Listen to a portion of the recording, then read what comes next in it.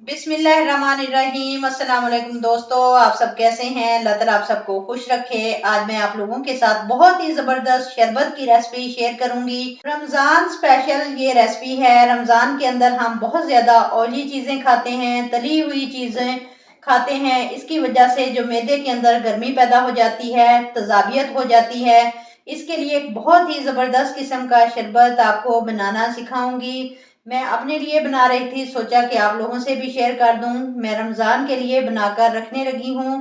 आप इसको एक ही दिन बनाएं और पूरे रमज़ान में इस्तेमाल करें, बिना किसी केमिकल के इस्तेमाल कर सकते हैं। इंशाल्लाह ये शरबत मैदे की गर्मी, जिगर की गर्मी को भी दूर करेगा।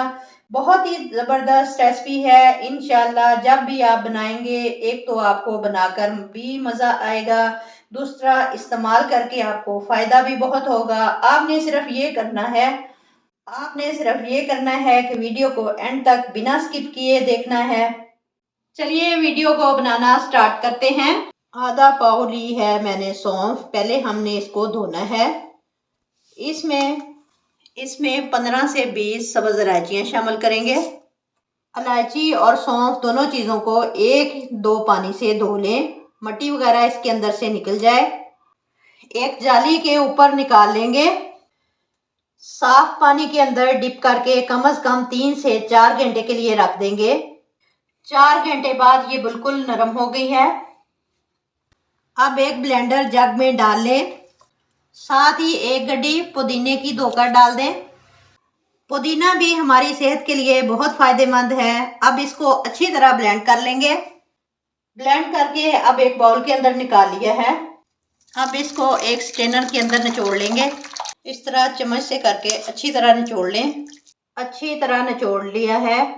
रस इसका रेडी हो चुका है। हाफ के जी गुड़ लेंगे, एक पैन के अंदर डाल लेंगे। अब इसमें 1 गिलास पानी का भरकर डाल लें। गुड़ का मैंने शरबत बना लेना है, सिर्फ इसको मेल्ट करना है। इसका 1 तार या 2 तार का शीरा नहीं बनाना, अच्छे से मेल्ट हो जाए।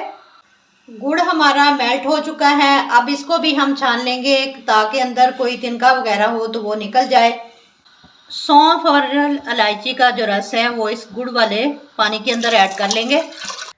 हाफ टी स्पून नमक, हाफ टी स्पून काली मिर्च का ऐड कर देंगे। एक चुटकी ग्रीन कलर ऐड कर देंगे।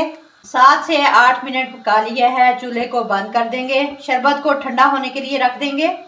शरबत हमारा ठंडा हो चुका है। अब आप इसको किसी भी बोतल के अंदर डालकर रख लें। फ्रिज के बगैर आप 15 से 20 दिन तक इस्तेमाल कर सकते हैं और फ्रिज में रख के 2 महीने तक आप इस्तेमाल कर सकते हैं। थोड़ा सा शरबत डालें, 1 गिलास के अंदर नॉर्मल पानी डालें। बर्फ डालनी हो तो इसके अंदर बर्फ ऐड कर लें।